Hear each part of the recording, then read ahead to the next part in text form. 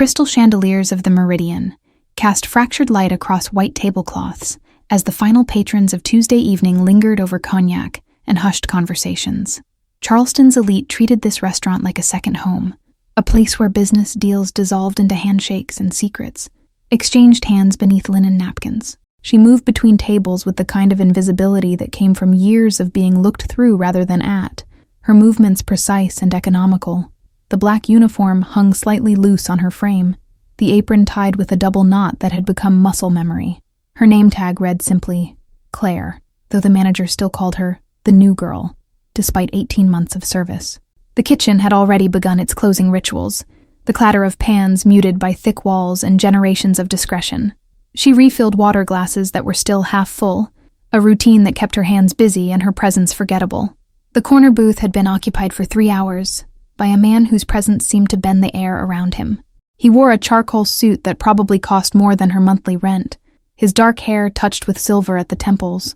The documents spread before him remained untouched for the last 40 minutes, while his phone stayed dark and silent. She had learned to read danger the way some people read weather, a skill inherited from a childhood spent measuring her father's footsteps on the stairs. This man radiated control, the kind that didn't need to announce itself with volume or movement. When she'd poured his wine an hour ago, his thank you had been so soft she'd almost missed it entirely. His eyes had met hers for exactly 1 second. Before returning to papers he wasn't actually reading. Something about that brief connection had felt like recognition, though they'd never met before. The entrance door opened without its usual chime, the electronic bell mysteriously silent, as 5 men entered wearing suits that didn't quite fit the restaurant's atmosphere. Their shoes were wrong for the polished marble, their watches too flashy for old Charleston money. The maitre d' moved to intercept them, but the lead man simply walked past as if protocol didn't apply to his world. They didn't wait to be seated, instead positioning themselves with military precision throughout the dining room like chess pieces claiming squares. 2 flanked the entrance to the private dining area. 1 stood near the kitchen doors. Another positioned himself by the bar while the 5th man remained by the host stand. He was broad-shouldered with a scar running from his left ear to his collar, his hands clasped in front of him. The remaining patrons sensed the shift immediately, conversations faltering mid-sentence as instinct registered what conscious minds hadn't yet processed. An elderly couple at table 12 quietly requested their check. The businessman who'd been working on his laptop began packing up with deliberate casualness. Within minutes, the exodus began with the kind of smooth efficiency that came from money, knowing when to exit stage left. Claire watched from the service station as the room emptied, her hands continuing to polish wine glasses that didn't need polishing. The manager disappeared into his office without explanation, the door clicking shut with unusual finality. The sommelier found sudden urgent business in the wine cellar. Even the busboy who usually lingered for overtime vanished into the night. She stood alone in the dining room now, except for the man in the corner booth and the 5 who'd come for him. The air felt thick, compressed, like the moment before a thunderstorm breaks. Her heart hammered against her ribs, but her hands remained steady on the wine glass. The man at the corner booth hadn't moved, his posture unchanged, as if he hadn't registered the invasion of his space. But Claire saw the subtle shift in his jaw, the way his right hand had dropped below the table's edge. He knew exactly what was happening. She picked up a wine bottle from the service station, a 2015 Bordeaux that cost $400. Her feet carried her toward the corner booth, while her mind screamed at her to run. Every survival instinct she'd ever developed told her to be anywhere but here. But she'd seen something in the scar-faced man's jacket when he'd turned, a flash of copper wire and a small black box. Her ex-boyfriend had shown her the same setup once, bragging about his crew's technical capabilities. A remote detonator waiting for someone to stand up, to shift their weight, to trigger the pressure-sensitive device beneath the seat. She reached the corner booth and lifted the wine bottle, her hand perfectly steady now. The man looked up at her with those dark eyes, a question forming in his expression. She leaned forward to pour, her body angling to block the view from the 5 men watching.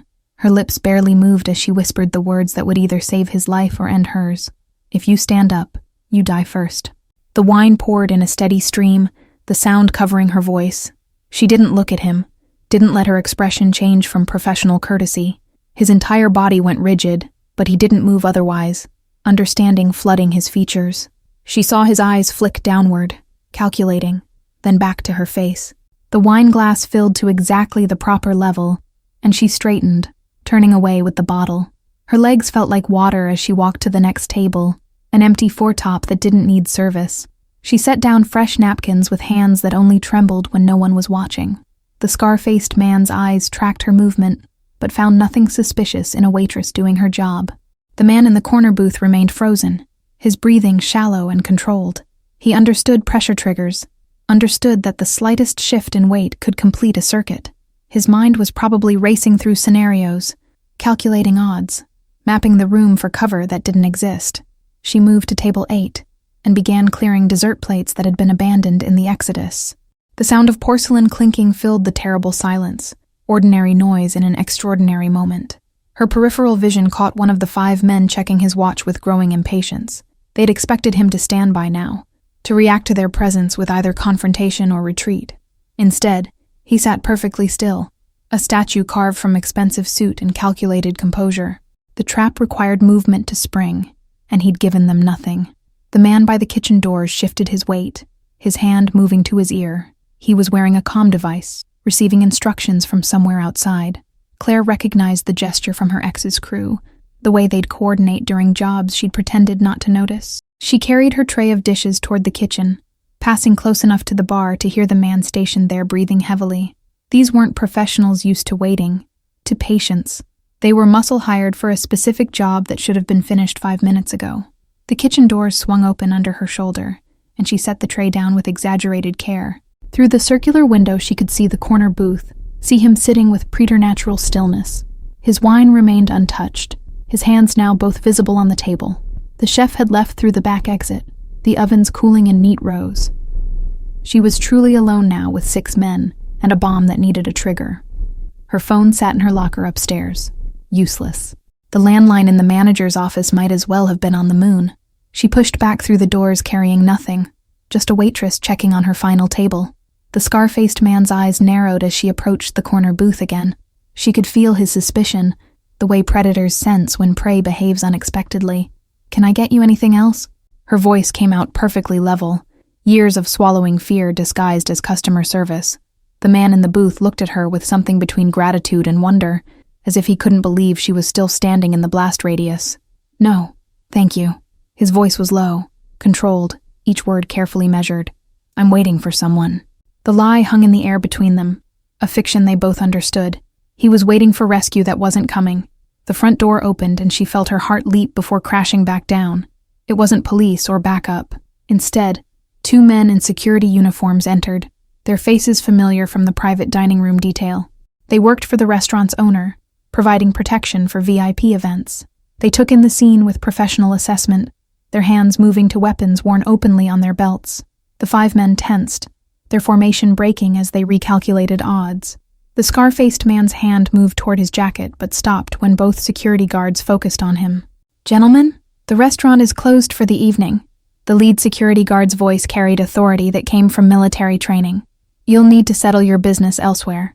His partner had already moved to flank them, cutting off the exit to the private dining area.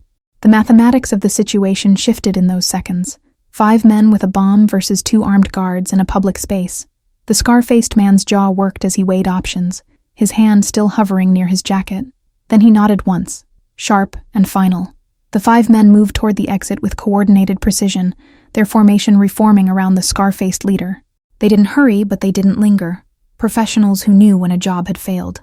The door closed behind them with a soft click that sounded like thunder in the quiet dining room. The security guards remained alert, one moving to the window to watch the street. "Don't move yet," the lead guard said quietly, his eyes still on the door. "Give it 5 minutes. They might be watching to see if you panic." The man in the corner booth nodded fractionally, his body still locked in place. Claire stood frozen by table 8, the reality of what almost happened crashing over her like cold water. Her knees wanted to buckle, but she forced herself to remain upright. Minutes crawled past, measured in heartbeats and shallow breaths. The security guard at the window finally stepped back, speaking quietly into his radio. "Clear. Vehicle departed south on East Bay."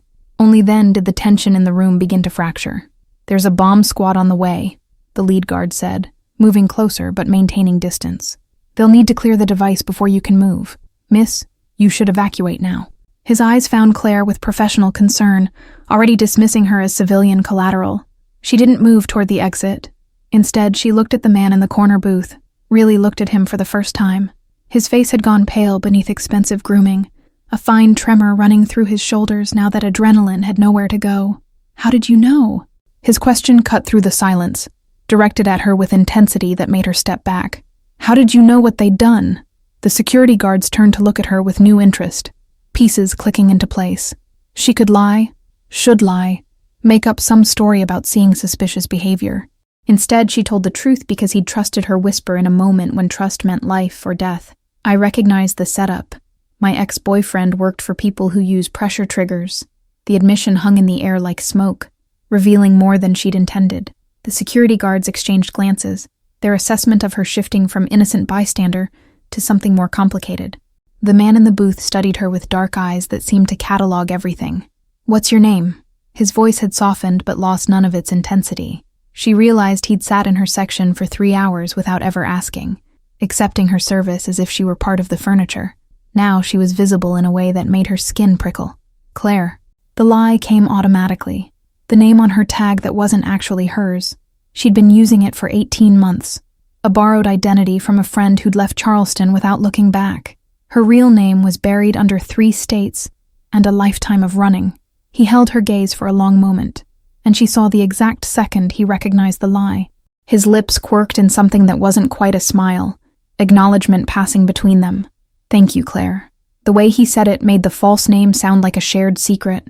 Sirens approached in the distance, multiple vehicles converging on the restaurant. The security guard moved to unlock the front door, preparing for the arrival of bomb techs and police. Soon the room would flood with questions and protocols, official channels that would grind through the night. "You should go," the man in the booth said quietly, his eyes still locked on hers, "before they start taking statements, before your name goes in a report." He understood what she hadn't said, reading between lines that most people never noticed existed. She hesitated, torn between survival instinct and something she couldn't name. He'd sat perfectly still on her word alone, trusted a stranger's whisper over his own eyes. That kind of faith deserved something more than her disappearing into the night like smoke. "The man with the scar," she said quickly, words tumbling out before courage failed. He checked his watch 3 times. "They're working on a timeline, probably coordinated with something else. This wasn't just about you. Information from observation, the only currency she had to offer." His expression sharpened, intelligence processing her words with visible speed. He nodded once, filing away what she'd given him. The sirens were close now, blue lights beginning to strobe through the front windows. She'd run out of time for decisions. Claire moved toward the kitchen, abandoning her section and her tips in the black apron that had been her uniform. The back exit opened to an alley that smelled like garbage and old rain, familiar territory for someone used to leaving through rear doors. Behind her, she heard voices flooding into the dining room, authority taking control. She didn't look back. Claire's apartment was a 4th-floor walk-up, in a building that had seen better decades, the kind of place where neighbors minded their business and landlords cashed checks without asking questions. She climbed the stairs with legs that still trembled, her keys gripped so tight they left marks in her palm. Inside, she didn't turn on the lights. The street lamp outside her window provided enough illumination to navigate the studio's sparse furniture. She dropped her purse on the second-hand table and moved to the window, looking down at the empty street below. Her hands shook as she untied the apron she'd somehow carried home, the black fabric still smelling like wine and fear. The name tag caught the orange glow from outside. Claire, stamped in white letters that belonged to someone else's life. She unpinned it with fumbling fingers and dropped it in the kitchen drawer. The man's face kept appearing behind her closed eyelids, that moment of understanding when he'd realized what she was telling him. She'd saved someone tonight, pulled a stranger back from the edge of a grave he hadn't known was open. The thought should have brought satisfaction, but instead left her hollow. Her phone buzzed from inside her purse, the vibration loud in the silent apartment. She ignored it, knowing it would be the manager demanding explanations for her disappearance. The Meridian's employee handbook probably had protocols for abandoning your shift during a bomb threat, but she wouldn't be there to read them. She'd need a new job by the end of the week, new references that couldn't be checked too carefully. The thought exhausted her more than the terror had. This endless cycle of running that never quite qualified as starting over. Charleston was supposed to have been different, far enough from Atlanta to matter. Her ex-boyfriend's face replaced the strangers in her mind. Tyler with his easy smile and dangerous friends. She'd loved him once before learning that love and survival rarely occupied the same space. The night she'd left, he'd been explaining pressure triggers to his crew while she'd pretended to sleep in the next room. That overheard conversation had saved a man's life 18 months later in a city Tyler had never visited. The irony tasted bitter, like coffee grounds and regret. She'd spent a year trying to forget everything about that life, but memory had turned out to be currency when it mattered most. Claire moved to her bed and sat on the edge, still wearing her work clothes. Sleep felt impossible, but staying awake felt worse, suspended between identities that no longer fit. The girl who'd loved Tyler was dead. Claire, the waitress, would be dead by morning when she failed to show up for her shift. Who she'd be tomorrow remained an open question with no good answers. She lay back on the thin mattress and stared at the water-stained ceiling, counting cracks instead of sheep. The phone buzzed again, then twice more in quick succession, before falling silent. Morning came too early, gray light filtering through curtains that didn't quite close. Claire rolled over and reached for her phone with dread settling in her stomach. 7 missed calls from the manager, 3 texts demanding she contact him immediately. But there was another number too, one she didn't recognize. The voicemail icon blinked at her. She pressed play with her heart in her throat, expecting police or worse. Instead, a woman's voice filled the small room, professional and brisk. "Miss Claire Morrison, this is Sarah Chen from the Charleston Police Department. We need you to come in and provide a statement regarding last night's incident at the Meridian. Please call this number at your earliest convenience." Morrison wasn't her real name either, just another borrowed identity from a friend of a friend. But hearing it spoken by law enforcement made her chest tight. She'd given that name on her application at the Meridian, backed it up with a social security number that wasn't quite fraud but wasn't quite legal either.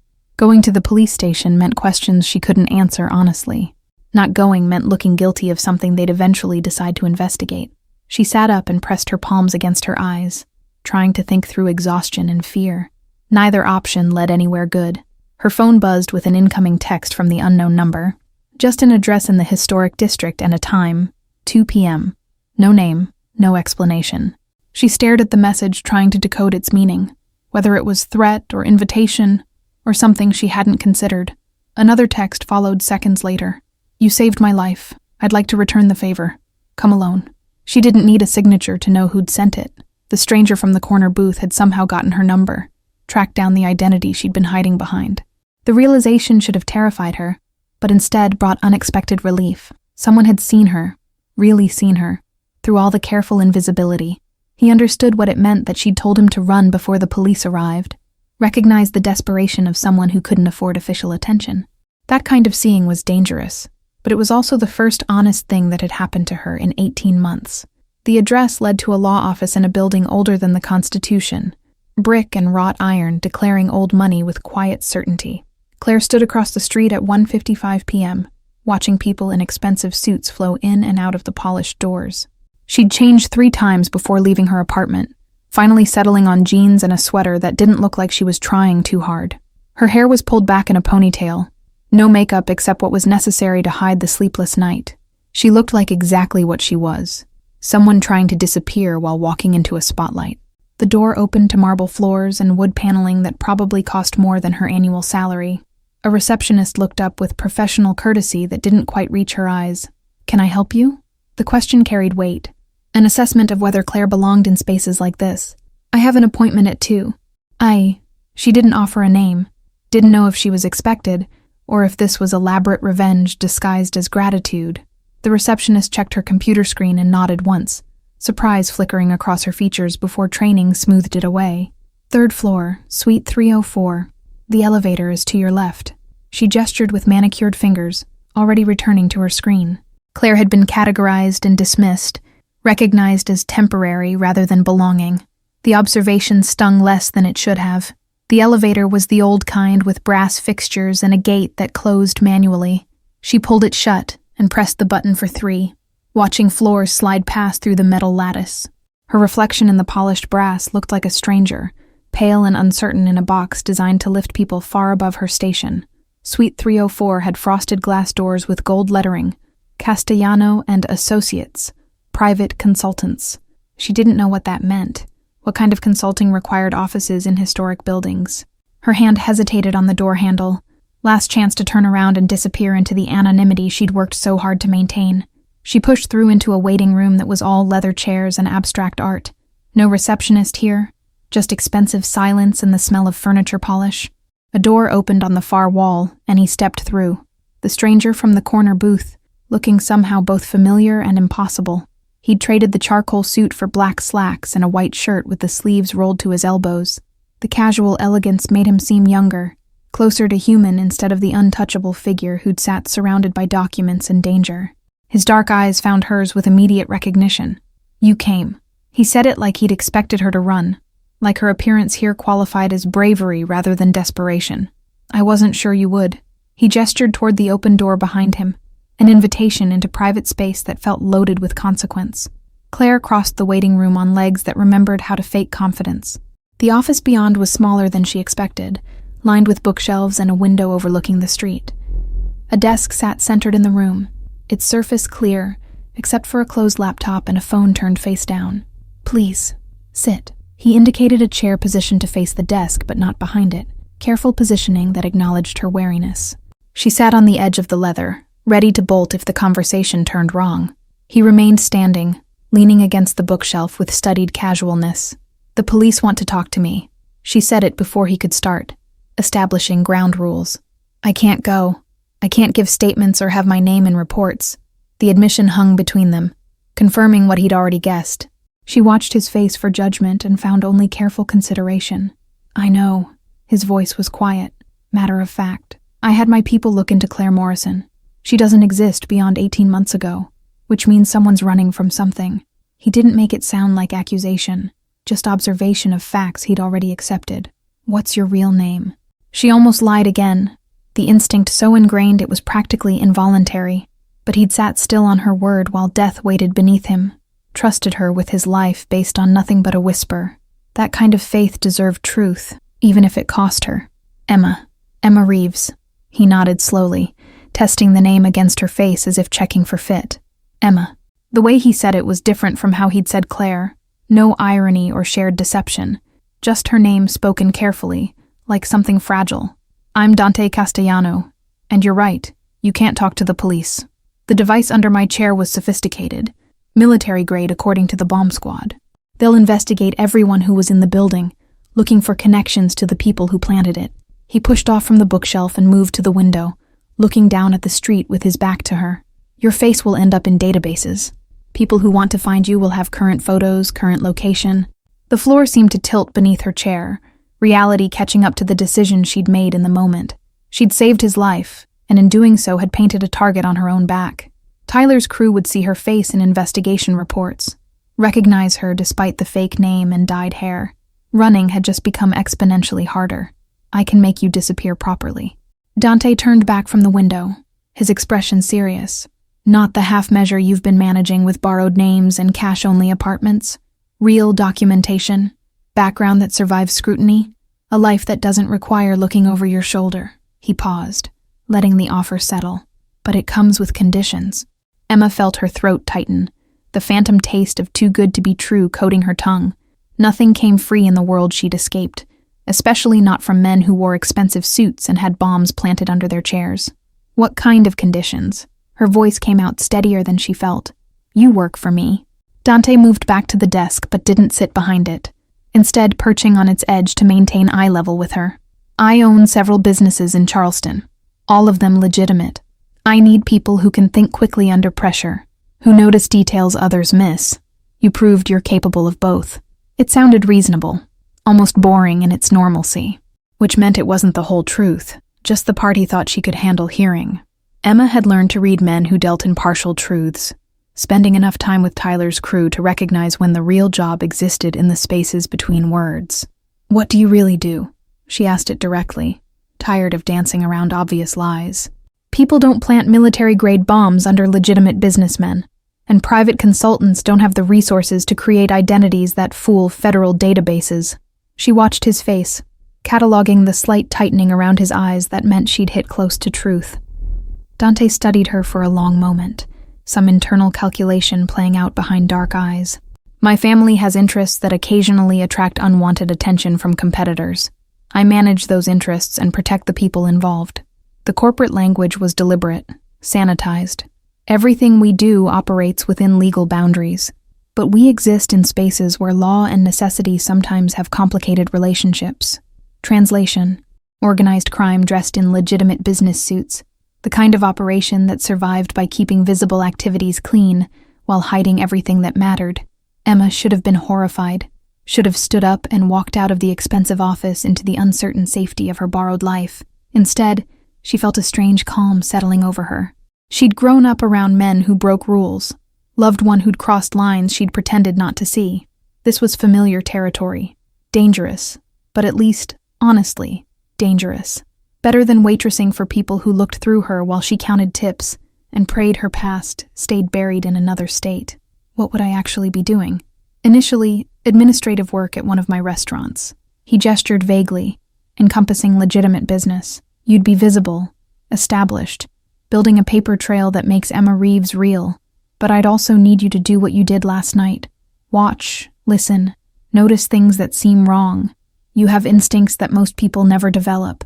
Emma processed the offer, turning it over like a coin with unknown value on both sides. He was recruiting her into whatever shadow organization had earned someone's lethal attention, but he was also offering the first real safety she'd known since leaving Atlanta, protection that came from power rather than hiding. And if I say no, then I give you $20,000 cash and a phone number for someone who can create decent identification. Dante's expression didn't change, no pressure or manipulation creeping into his tone.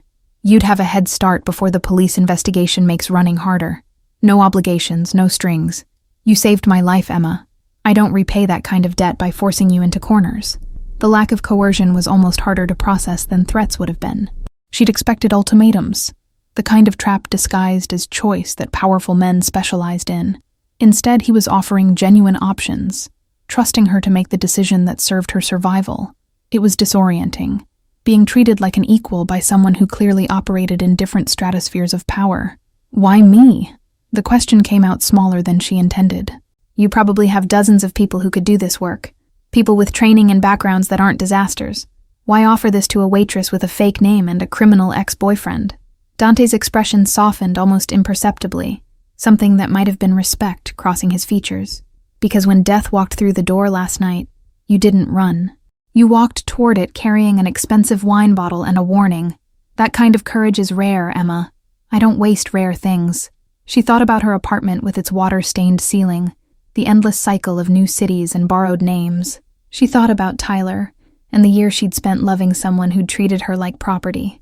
She thought about the bomb squad pulling apart a chair, because she'd whispered 6 words to a stranger in the dark. If I do this, I need to know what happened to the men who came last night. Her voice had found strength again, anchored by the decision forming in her chest. I need to know what I'm walking into. Who wants you dead enough to plant bombs in public places? No sanitized corporate language, just truth. Dante nodded slowly, acknowledgement of her right to information that affected her survival. They work for the Marchetti family, rivals who want control of shipping interests my family manages through the port. The bombing was meant to look like an accident, eliminate me without starting a war. He paused, weighing his next words. They failed, which means they'll try again. Being near me comes with risks that don't disappear just because you're staff. Emma absorbed this, the reality of violence that wouldn't stop just because she disrupted one attempt. But violence had been chasing her anyway, different faces attached to the same fundamental danger. At least here, the threat came with resources to fight back instead of just running faster. When would I start? Tomorrow, if you want the job. Dante straightened from the desk, extending his hand toward her. I'll have documentation ready within 48 hours. Until then, you'll stay in a corporate apartment building I own downtown, somewhere secure while we handle the police investigation. His hand hung in the air between them, an offer and a bridge into unknown territory. Emma stood and took his hand, feeling calluses that surprised her on someone who wore suits like armor. His grip was firm, but not crushing, the handshake of someone who didn't need to prove strength through pressure. I want it, she said, and felt the words settle into truth as she spoke them. I want the job. Something flickered in his eyes, relief maybe, or satisfaction at a problem solved.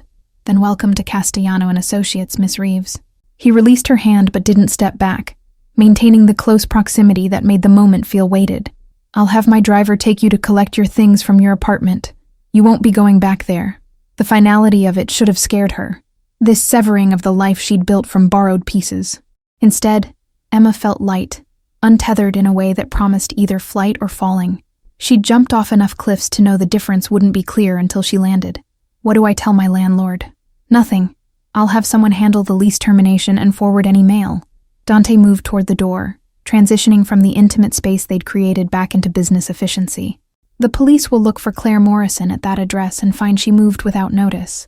Dead ends are useful when you need them to be. The corporate apartment occupied the 15th floor of a glass tower downtown, all clean lines and furniture that looked like it belonged in magazines. Emma stood in the center of the living room while Dante's driver deposited her 2 duffel bags by the door. Everything she owned fitting into spaces meant for weekend trips. There's food in the kitchen, basics to get you through a few days. Dante gestured toward the open-plan space, stainless steel appliances gleaming under recessed lighting. The building has 24-hour security. Your name is on the approved list, but no one else gets up without calling first. Emma nodded, still processing the transition from her 4th-floor walk-up to this vertical fortress. The windows offered views of Charleston's historic district, church spires and palm trees spreading below like a postcard. She'd spent 18 months looking at brick walls and fire escapes, geography that reminded her to stay small. There's a phone on the counter, programmed with my direct number. He moved toward the door, giving her space to breathe. Use it if you need anything or if something feels wrong. Trust your instincts, Emma. They've kept you alive this long. She watched him prepare to leave. This stranger who'd upended her careful invisibility in less than 24 hours. Dante? His name felt strange on her tongue. Too familiar and not familiar enough. Why are you really doing this? The debt doesn't require penthouses and new identities. He paused in the doorway, considering her question with visible care. Because I've spent 10 years building walls between myself and everyone else. Last night, you walked through all of them without hesitation. His expression shifted into something almost vulnerable. That kind of fearlessness deserves protection, not exploitation. The door closed behind him with a soft click, leaving Emma alone in borrowed luxury. She moved to the window and looked down at the street 15 floors below, watching cars and people move in patterns that didn't include her. For the first time in years, she felt the dangerous stirring of hope taking root in her chest. 3 days passed in strange suspension, Emma existing in the apartment like a ghost haunting someone else's life. Dante called twice daily, brief check-ins that felt more personal than professional. She learned he took his coffee black and hated mornings, small details that accumulated into a portrait of unexpected humanity. The documentation arrived on the 4th day, delivered by a woman in a courier uniform, who handed over a manila envelope without comment.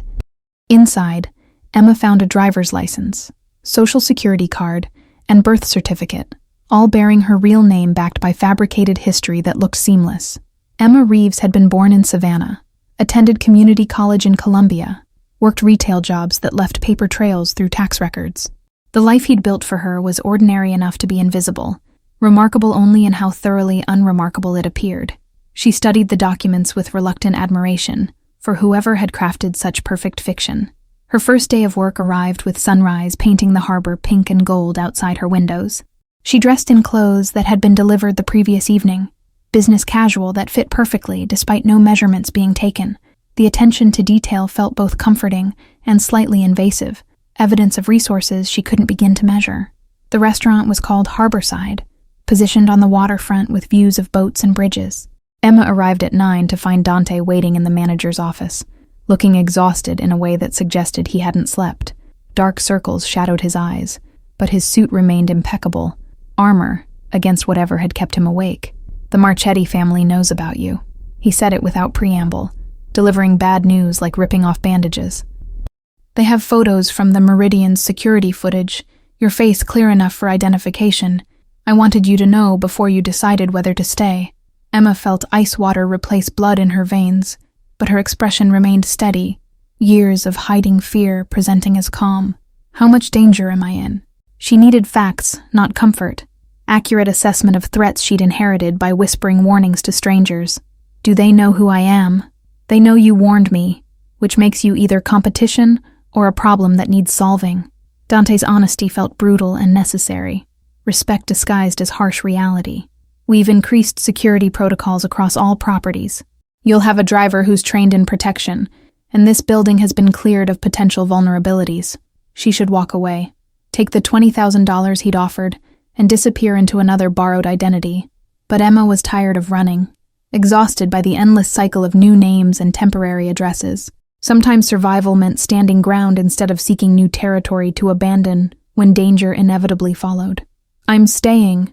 Dante's relief was visible, tension leaving his shoulders in incremental release. "Then we do this carefully. You work front of house here initially, visible and legitimate. The Marchettis watch my businesses, so we use that. Let them see you're just staff." His strategy unfolded like chess moves, positioning pieces for games she barely understood. The work was surprisingly normal. Emma training under a manager who treated her like any new hire, learning table numbers and kitchen timing. She memorized wine lists and plate presentations, her body remembering the rhythm of restaurant service.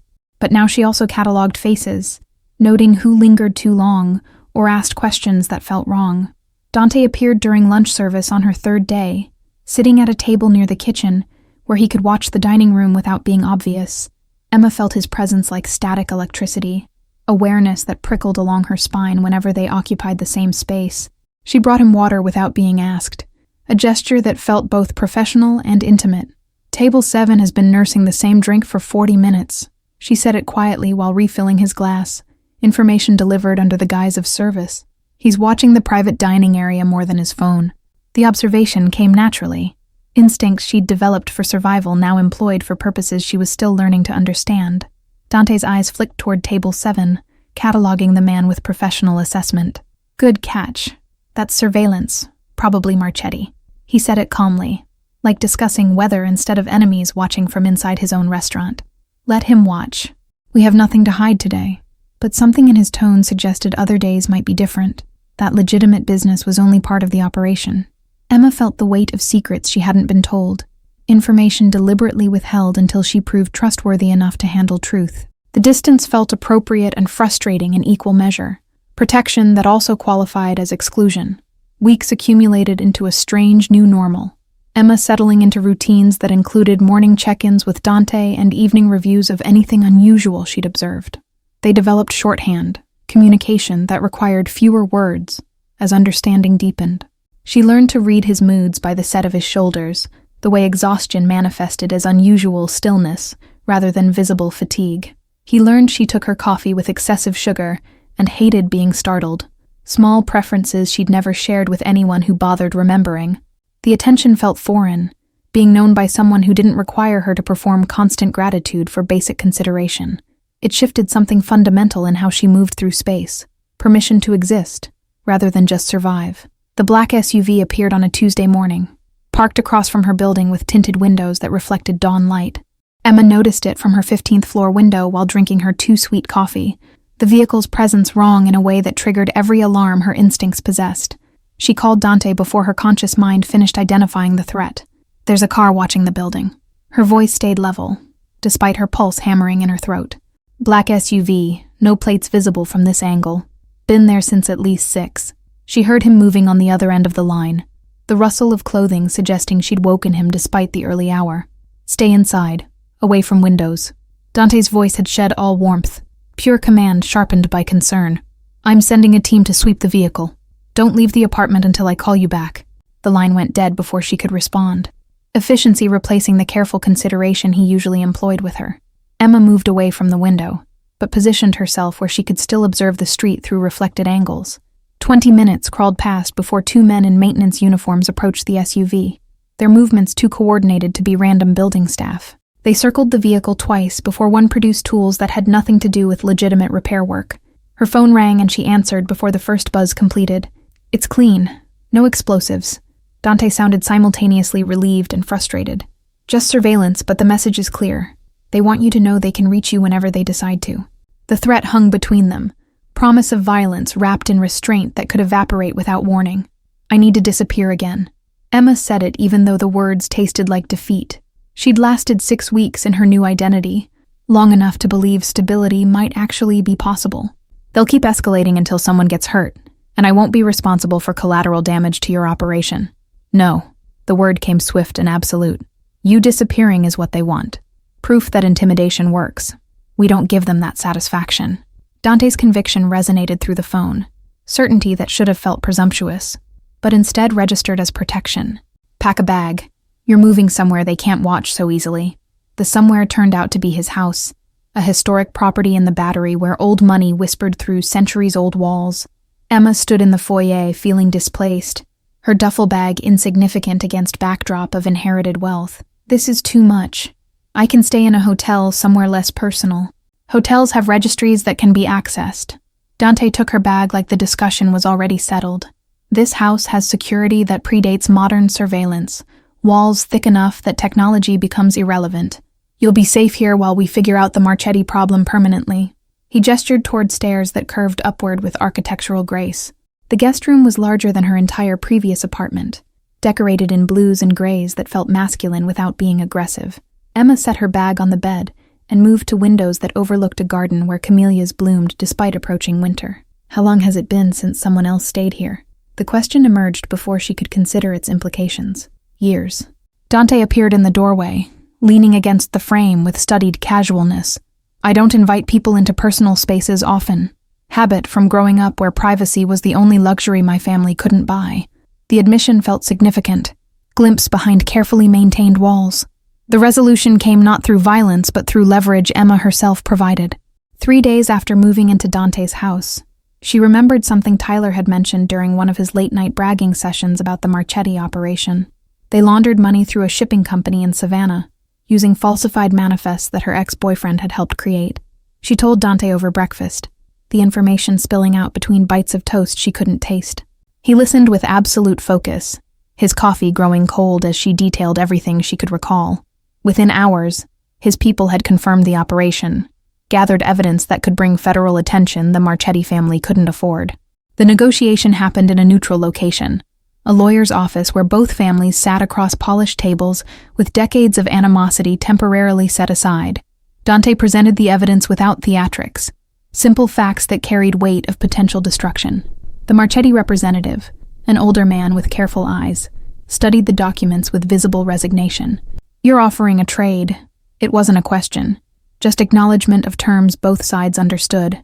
Our withdrawal from Charleston interests in exchange for your silence on Savannah.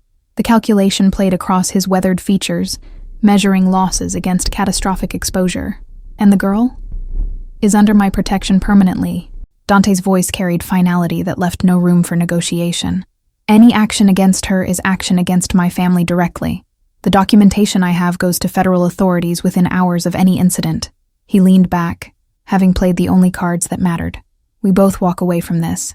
That's the offer. The Marchetti representative nodded slowly, age and experience recognizing when games had reached their conclusion. Papers were signed with witnesses present, agreements that carried weight of mutual assured destruction. The war ended not with explosions, but with signatures. Violence diffused by information Emma had carried without knowing its value. They drove home in silence that felt different from the tense quiet of recent weeks. Dante's hands relaxed on the wheel. Emma watched Charleston slide past her window, the city transformed from hostile territory into something that might actually become home. It's really over? She needed confirmation. Permission to believe safety might last longer than borrowed moments. It's over. Dante pulled through his gate, the house appearing between live oaks draped in Spanish moss. The Marchettis honor their agreements when the alternative is worse. You're safe now, Emma. Actually safe, not just hiding better. He parked and turned to face her, something vulnerable in his expression, which means you don't have to stay here anymore if you don't want to. The offer hung between them, freedom disguised as courtesy. Emma could take her new identity and build a life separate from his dangerous world, start over with resources that actually worked. She'd earned that option through courage and information, paid for independence with risks she'd never asked to take. The guest room upstairs could return to years of emptiness while she found her own space. What if I want to stay? The question came out softer than intended, admission of feelings that had grown in quiet moments between crisis and coffee. Not because I need protection or owe you debts, but because coming home to this house with you in it feels different than any place I've ever lived. Dante's expression shifted into something that looked like relief wrapped in wonder, as if he'd hoped, but not dared to expect. Then stay, not as an employee or someone I'm protecting. He reached across and took her hand with familiar care. Stay as someone who belongs here with me, building something neither of us planned, but both of us want. Emma squeezed his hand, feeling the calluses that matched her own, evidence of parallel struggles that had somehow intersected in a restaurant where death had waited beneath expensive wine and whispered warnings. "I'll stay." The words felt like victory, like the first honest choice she'd made that didn't involve running. "But I'm keeping the job at Harborside. I like the work, and I'm good at noticing things. I'm counting on it." He smiled, the expression transforming his face into something younger, less burdened by inherited weight. They sat in the car while Charleston evening settled around them, two people who'd saved each other in different ways, finally safe enough to stop counting exits. The house waited with lights burning in windows, no longer empty but filled with possibility neither had dared imagine 6 weeks ago. 6 months later, Emma stood in Harborside's kitchen during the dinner rush, expediting orders with efficiency that made the chef nod approval. She wore her real name on her name tag now, Emma Reeves printed in letters that belonged to her completely. The restaurant hummed with successful service, every table filled with patrons who had no idea the woman coordinating their meals had once saved the owner's life with 6 whispered words. Dante appeared during dessert service, taking his usual table near the kitchen where he could watch her work. She brought him coffee without asking, the gesture now habit built from countless repetitions. "Quiet night," she said, setting down the cup. "Nothing unusual to report, except Table 12 asked if we cater weddings." "Do we?" He looked up at her with amusement playing around his mouth, the question carrying weight beyond catering services. They'd talked around the subject for weeks, dancing near commitment without naming it directly, but his eyes held something that looked like hope mixed with certainty, waiting for her to close the distance. "Maybe we should start." Emma felt her own smile forming, answer to questions they'd both been asking in silence. "I hear there's demand for it." She touched his shoulder briefly before returning to the kitchen, the gesture small, but deliberate. Behind her, she heard him laugh quietly, the sound carrying through dinner noise like a promise kept. They'd both been running from different things before a bomb and a warning brought them to the same moment. Now they were building something that didn't require either of them to disappear, a life constructed from honest names and shared mornings, and the kind of safety that came from being truly known. The debt had been repaid in full, replaced by something that felt remarkably like home. Thank you all for following this story. If you're enjoying it, write in the comments which part of the world you're watching from, and don't forget to like, subscribe, and share this video. Your support means everything and helps me continue bringing you stories like Emma and Dante's. What did you think of their journey? Let me know below.